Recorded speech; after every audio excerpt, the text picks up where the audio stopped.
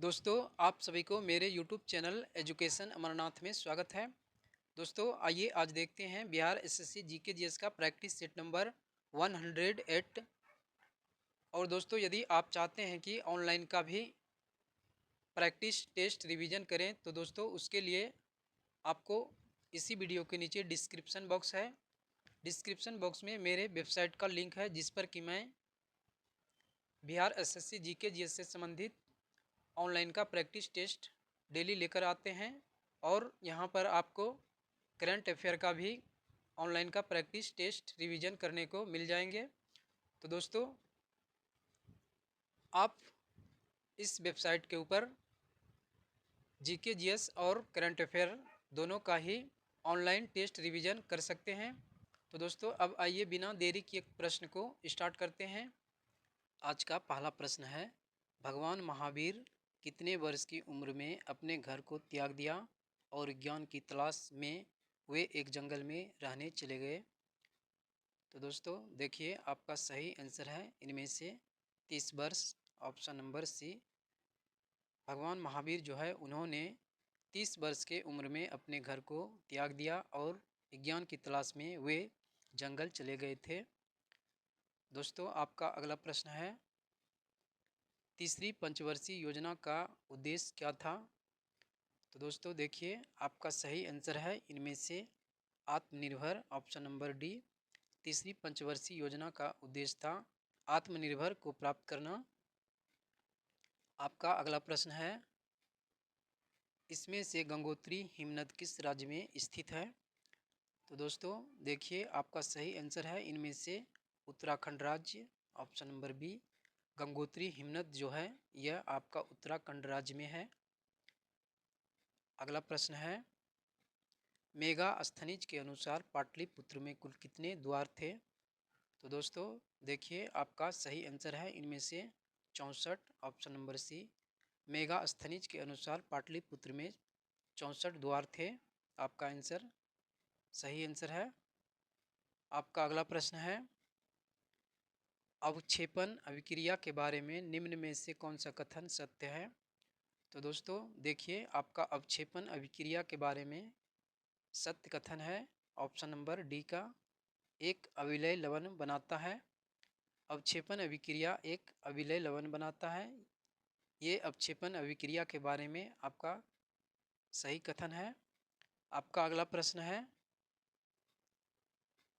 Litmus एक प्राकृतिक अम्ल क्षार का संकेत है जिससे प्राप्त किया जाता है।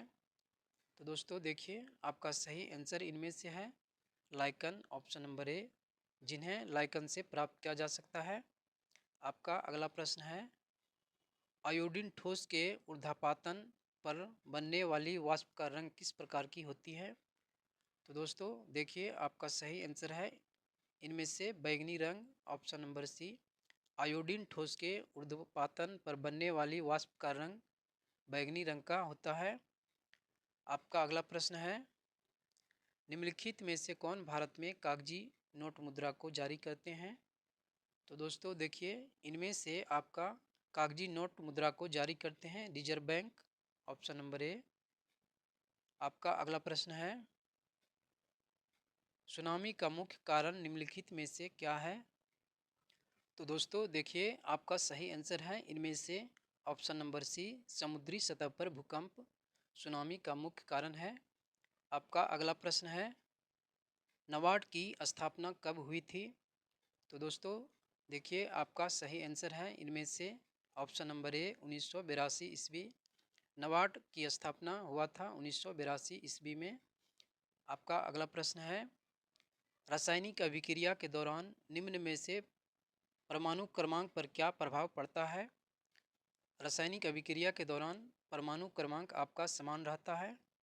तो दोस्तों आपका सही आंसर है इनमें से ऑप्शन नंबर बी।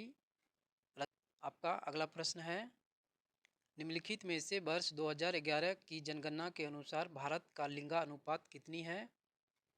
तो दोस्तों देखिए, आपका सही आंसर है इनमें से ऑप्शन नंबर डी, प्रति 1000 पुरुषों पर 940 महिलाएं। वर्ष 2011 की जनगणना के अनुसार भारत का लिंगानुपात प्रति 1000 पुरुषों पर 940 महिलाएं। आपका अगला प्रश्न है, कृत्रिम विक्र द्वारा रक्त से यूरिया को किस प्रकार से निकाला जाता है? यहाँ पर से होगा। तो दोस्तों देखिए, आपका सही आंसर है इनमें से ऑप्शन नंबर ए, प्रासरण द्वारा। कृत्रिम वृक्क द्वारा रक्त से यूरिया को निकाला जाता है प्रासरण के द्वारा। अगला प्रश्न है, निम्न में से यूरोप का प्रसिद्ध क्रीमिया युद्ध की शुरुआत कब हुआ था? तो दोस्तों देखिए, आपका सही आंसर है इनमें से ऑप्शन नंबर सी, 1853 ईस्वी। यूरोप का प्रसिद्ध क्रीमिया युद्ध यह हुआ था 1853 ईस्वी में। आपका अगला प्रश्न है, भारत की मुद्रा प्रणाली का 10वीं कब हुआ था? तो दोस्तों देखिए, आपका सही आंसर है इनमें से 1957 ईस्वी, ऑप्शन नंबर डी। भारत की मुद्रा प्रणाली का 10वीं यह 1957 ईस्वी में हुआ था। आपका अगला प्रश्न है, मौलाना आज़ाद राष्ट्रीय उर्दू विश्वविद्यालय मनु एक केंद्रीय विश्वविद्यालय है जिन्हें संसद के किस अधिनियम के द्वारा स्थापित किया गया है? तो दोस्तों देखिए, आपका सही आंसर है इनमें से ऑप्शन नंबर डी, 1998 ईस्वी, जिन्हें संसद के अधिनियम 1998 के द्वारा स्थापित किया गया है। आपका अगला प्रश्न है, भारतीय बागवानी अनुसंधान संस्थान का मुख्य अनुसंधान केंद्र आईकार भारत के कौन सा शहर में स्थित है?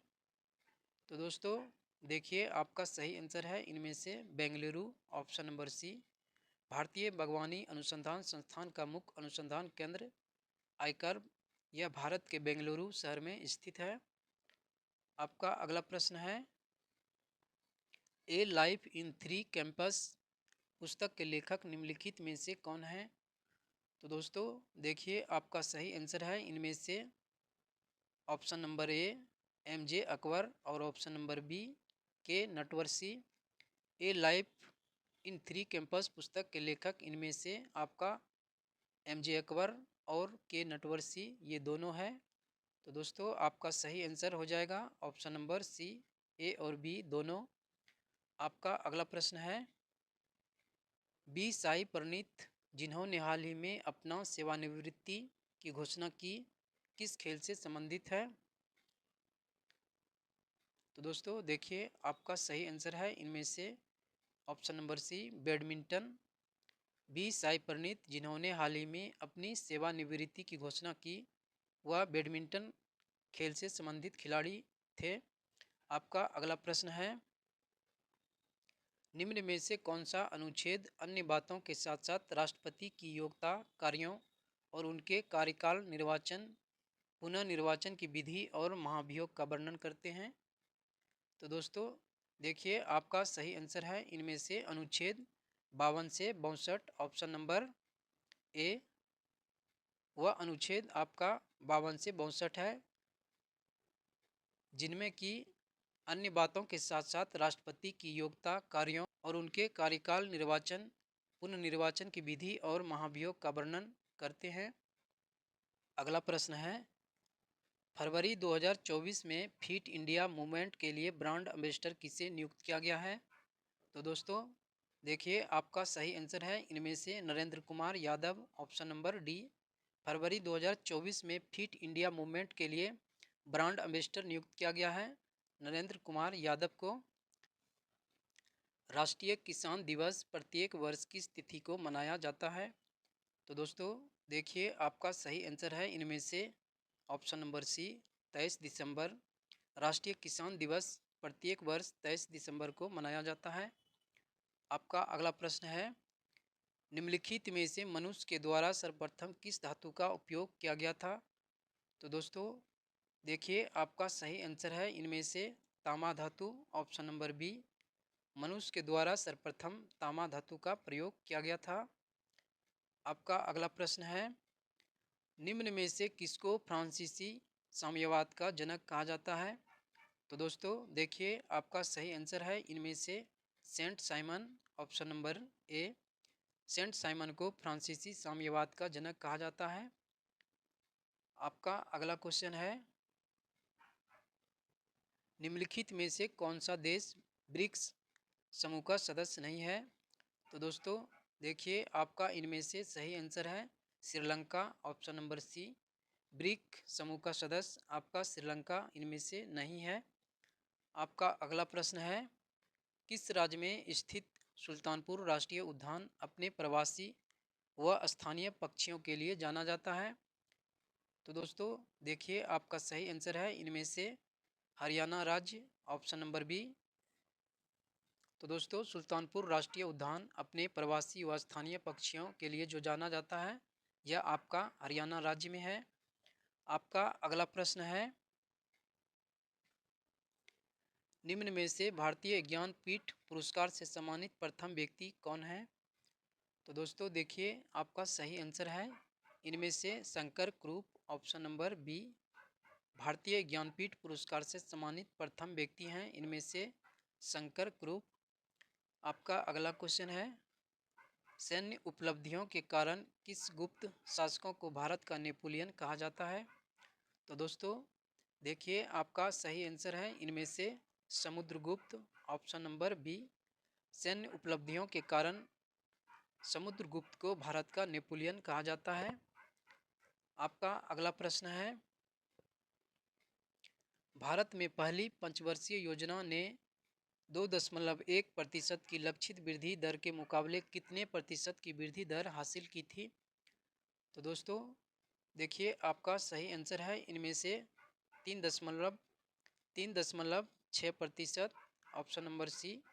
भारत में पहली पंचवर्षीय योजना ने 2.1% की लक्षित वृद्धि दर के मुकाबले 3.6% की वृद्धि दर हासिल की थी।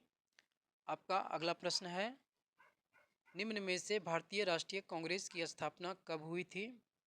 तो दोस्तों देखिए आपका सही आंसर है इनमें से 1885 ईस्वी, ऑप्शन नंबर ए। भारतीय राष्ट्रीय कांग्रेस की स्थापना यह 1885 ईस्वी में हुआ था।